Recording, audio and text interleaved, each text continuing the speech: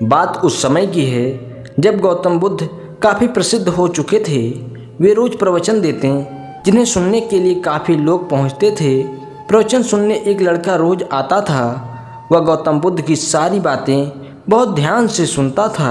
काफ़ी दिनों तक प्रवचन सुनने के बाद एक दिन उस लड़के ने सोचा कि मैं प्रवचन तो रोज़ सुनता हूँ, लेकिन इससे मेरे जीवन में कोई बदलाव नहीं आ रहा है। तो उसने फिर सोचा कि इसके बारे में मुझे महात्मा बुद्ध से बात करनी चाहिए। अगले दिन वह लड़का बुद्ध से बात करने की इच्छा लेकर पहुंच गया। बुद्ध का प्रवचन शुरू हुआ और वे कह रहे थे कि अगर कोई व्यक्ति हम पर गुस्सा करता है तो वह हमसे ज़्यादा खुद का नुकसान करता है। अगर हम भी दूसरों के गुस्से का जवाब गुस्से से ही देते हैं तो हम भी खुद का नुकसान कर लेते हैं। बुद्ध की ये बातें सुनते ही वह लड़का खड़ा हो गया और कहने लगा कि मैं बहुत दिनों से आपका प्रवचन सुन रहा हूँ, लेकिन मेरे जीवन में तो कोई बदलाव नहीं आया। मुझे तो प्रवचन सुनने से कोई लाभ नहीं हो रहा है। महात्मा बुद्ध ने अपने प्रवचन को बीच में रोक दिया और उस लड़के की बात सुनने लगे।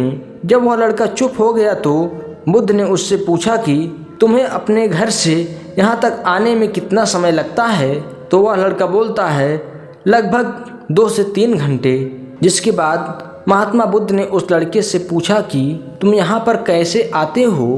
तो उस लड़के ने जवाब दिया कि कभी पैदल आता हूँ, तो कभी कोई सवारी मिल जाती है तो सवारी से चला आता हूँ। जिसके बाद बुद्ध ने फिर एक नया प्रश्न पूछ लिया कि तुम यहाँ बैठे बैठे अपने घर पहुँच सकते हो?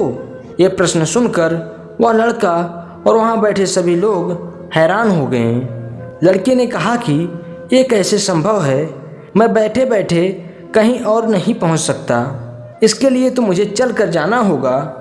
बुद्ध ने कहा कि तुम्हारी बातों में ही तुम्हारे प्रश्नों का उत्तर है। सत्संग सुनने से तब तक कोई लाभ नहीं होगा जब तक कि तुम उन अच्छी बातों को अपने जीवन में नहीं उतारोगे। जब तक तुम अच्छे काम नहीं करोगे, इच्छाओं का त्याग नहीं करोगे, बुराइयों से दूर नहीं रहोगे, तब तक तुम्हारे जीवन में कोई बदलाव नहीं आएगा। बुद्ध ने आगे कहा कि अगर तुम कुछ अच्छा करना चाहते हो तो उसके लिए तुम्हें प्रयास करना होगा।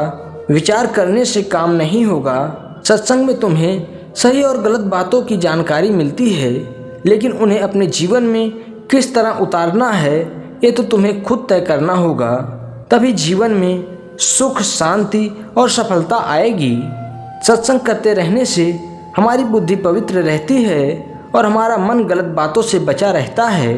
अगर हम सत्संग नहीं करेंगे तो हमारे विचार भटक सकते हैं। इसलिए अच्छी किताबें पढ़नी चाहिए, अच्छे लोगों की संगत में रहना चाहिए। जिसके बाद वह लड़का महात्मा बुद्ध के द्वारा बताई गई बातों को अपने जीवन में उतारता है, जिससे वह अपने जीवन में सुख, शांति और सफलता को प्राप्त करता है। धन्यवाद दोस्तों।